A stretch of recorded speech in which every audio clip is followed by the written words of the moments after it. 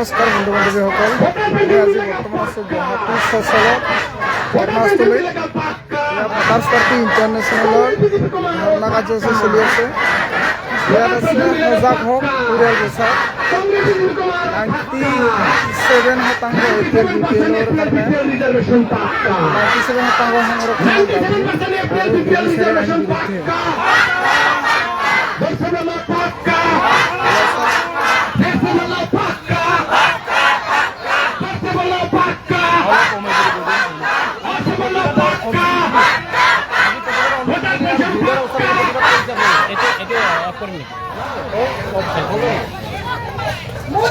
বিভিন্ন সমস্যাত আমি আজি অন্তিমটো দিন কি প্ৰৱৰ্তন চৰকাৰলৈ কি আহ্বান জনাব আজি এই মঞ্চৰ জৰিয়তে?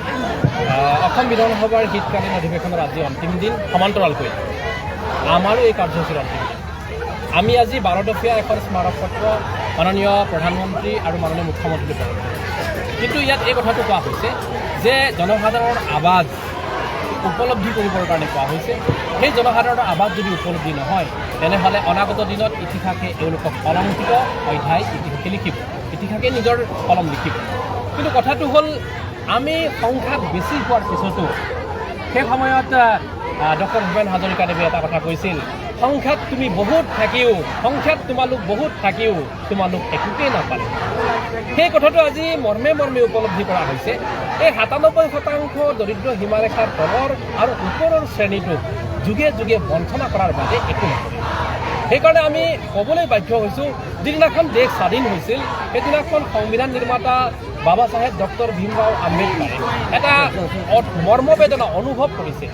সেই অনুভৱটো কৰিছিল যে আজি স্বাধীন ভাৰত হোৱাৰ পিছত এই SC ST বিলাক ইমানেই নিপীড়িত, ইমানেই অপৰা, সেই নিপীড়িত মানুহবিলাকক যদি ৰিজাৰ্ভেশ্যনৰ আওতাত অনা নাযায়, তেনেহ'লে এই অপৰা মানুহবিলাকে কোনো কালেই বিধানসভা লোকসভাত গৈ পেলাই এওঁলোকৰ মনৰ বেদনা, মনৰ যিটো কথা বক্তব্য কৰিব নোৱাৰিব।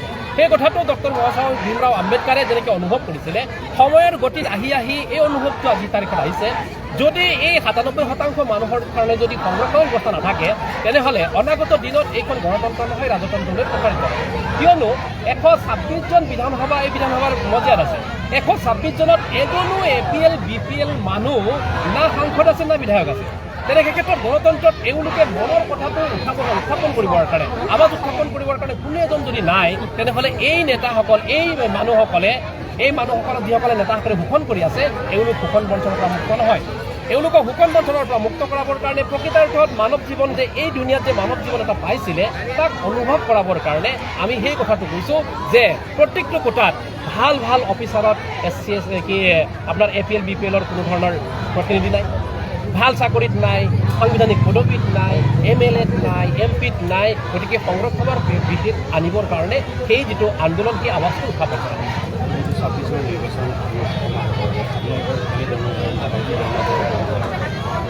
26 চনটো আমি মজবুতিত যুঁজিম, কাৰণ আমি বহুত বছৰ যুঁজি আহিম, মজবুতিত যুঁজিম।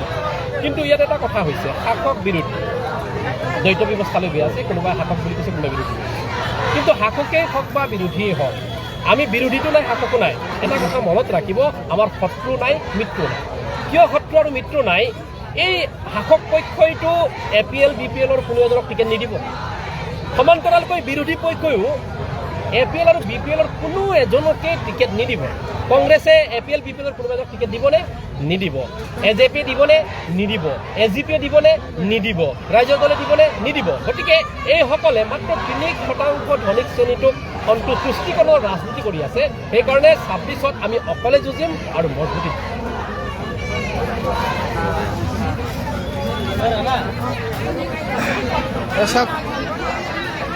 ধৰ্ণাস্থলীত কি সুন্দৰভাৱে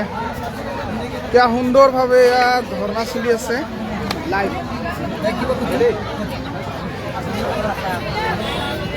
আজি ধৰ্ণাস্থলীত অংশগ্ৰহণ কৰিছে দায়িত্বশীল আছিল গোৱালপাৰা, কামৰূপ, গুৱাহাটী মেট্ৰ' আৰু ধুবুৰী।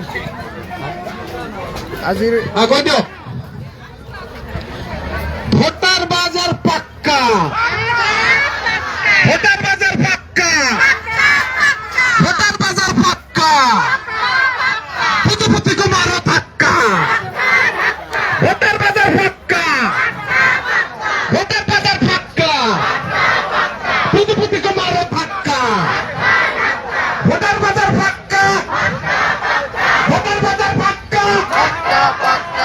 বিজেপিকে মারো ধাক্কা জোরসে বলো ধাক্কা জোরসে বলো ধাক্কা জোরসে মারো ধাক্কা ভোটার বাজার পাক্কা ভোটার বাজার পাক্কা বিজেপিকে মারো ধাক্কা ভোটার পেনশন পাক্কা ভোটার পেনশন পাক্কা কংগ্রেস বিজেপিকে মারো ধাক্কা ভোটার পেনশন পাক্কা ভোটার পেনশন পাক্কা কংগ্রেস বিজেপিকে মারো ধাক্কা ভোটার পেনশন পাক্কা ভোটার পেনশন পাক্কা কংগ্রেস বিজেপিকে মারো ধাক্কা জোরসে মারো ধাক্কা হিন্দু বিশেষজ্ঞ মারো ধাক্কা নরেন্দ্র মোদী মারো ধাক্কা ভোটার পেনশন পাক্কা 97% এপিএল বিপিএল